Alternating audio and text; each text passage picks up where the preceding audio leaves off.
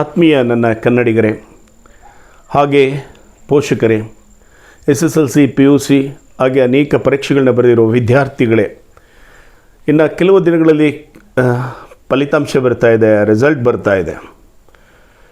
ನಾನು ಅವನಿಗಿಂತ ಕಡಿಮೆ ತೆಗೆದೆ ಅಂತನೋ ಅಥವಾ ತಂದೆ ತಾಯಿ ಏನೋ ಹೇಳಿದ್ರು ಅಂತನೋ ಆತ್ಮಹತ್ಯೆಗಳಾಗ್ತಾ ಇದ್ದಾವೆ. ಮನಸ್ಸಿಗೆ ತುಂಬ ನೋವನ್ನು ಮಾಡಿಕೊಂಡು ಬಹಳ ದುಃಖ ಪಡುವ ವಿದ್ಯಾರ್ಥಿಗಳನ್ನು ಅತಿ ಹೆಚ್ಚಾಗಿ ನೋಡ್ತಾ ಇದ್ದೇವೆ. ಬೆರಳೆಣಿಕೆಯಷ್ಟು ಜನ ಖುಷಿಯನ್ನು ಪಡ್ತಾರೆ. ನಾನು 95% ಬರಬೇಕಾಯ್ತು, ನಂದು 80% ಬಂತು, ನಾನು ಚೆನ್ನಾಗಿ ಬರೆದಿದ್ದೆ, ನಂದು ಹಂಗಾಯಿತು, ನಂದು ಫೇಲ್ ಆಯಿತು. ಇವೆಲ್ಲವನ್ನು ಒಂದು ಕಡೆ ಬದಿಗಿಡಿ. ಈ ಪರೀಕ್ಷೆಗಳೇ ಮಾನದಂಡಗಳಲ್ಲ, ಈ ಉತ್ತೀರ್ಣಗಳೇ ಜೀವನ ಅಲ್ಲ. ಅದಕ್ಕಿಂತ ಬಹುದೊಡ್ಡ ಜೀವನಗಳಿದ್ದಾವೆ. SSLCಲಿ 35 ತೆಗೆದಿದ್ದಂತಹ ನಾಗಸ್ವಾಮಿ ನಾಗಮಂಗಲದವರು ಇವತ್ತು ಕಮಿಷನರಾಗಿದ್ದಾರೆ. ಹಾಗೆ ಮಲ್ಲೇಶು ಜಸ್ಟ್ ಪಾಸ್ ಆದಂಥವರು SSLCನಲ್ಲಿ ಇವತ್ತು ಅಸಿಸ್ಟೆಂಟ್ ಕಮಿಷನರಾಗಿದ್ದಾರೆ. ಇಂಥ ಅನೇಕ ನಿದರ್ಶನಗಳು ನಮ್ಮ ಹತ್ರ ಇದ್ದಾವೆ.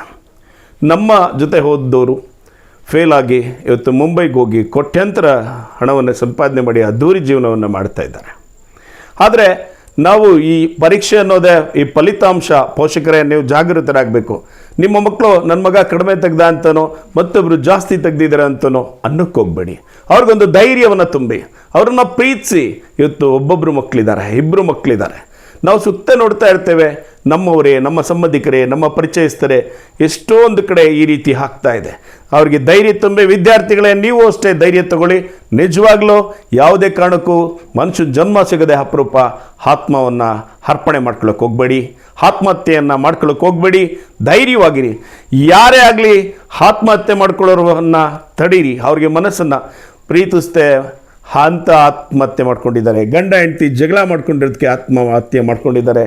TV ನೋಡೋಕ್ಕೆ ಬಿಡಲಿಲ್ಲ ಅಂತ ಆತ್ಮಹತ್ಯೆ ಮಾಡ್ಕೊಂಡಿದ್ದಾರೆ. ಈಗ ಅನೇಕ ಕಾರಣಗಳಿಂದ ತಮ್ಮ ಜೀವನವನ್ನು ಸುಸೈಡ್ಗೆ ಕೊಂಡೋಗ್ತಾರೆ. ಜೀವನ ಅಮೂಲ್ಯ. ವಿದ್ಯಾರ್ಥಿಗಳೇ, ಹೆದರಬೇಡಿ.